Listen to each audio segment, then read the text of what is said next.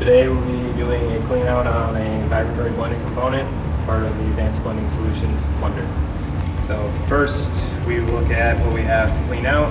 There is a small amount of material. This is all that we have to clean out from this particular component. The easiest way to get that to a low level like this is to use rundown mode on the blender, which let you set the amount of material in pounds or the time in minutes and hours of how much run you have left, which then calculates the material left to pull to the component, which cleans out the lines from the source, the vacuum receiver, and ends up with all the material in the hopper and just this small amount left to clean out.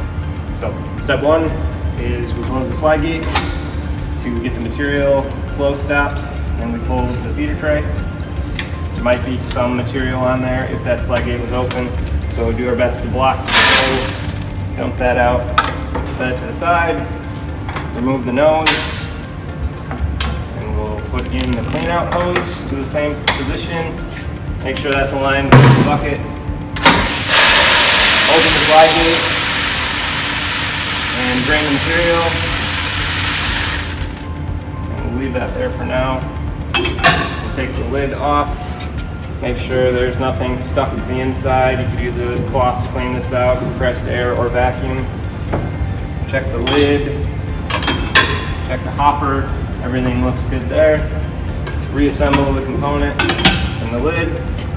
We'll put the nose back in. This could be a time where you may want to change the noses based on material rate, which is shown on the side of the component. The recommended and estimated rates.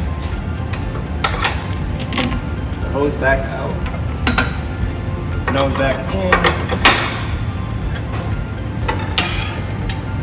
put the feeder back in place, and then slide gate's already open, but you may have to actuate that to the proper position, and we're ready to run the next material.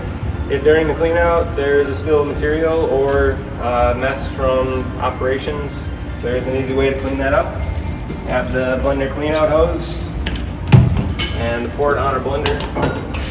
Attach that to the port, and we have a vacuum cleaner.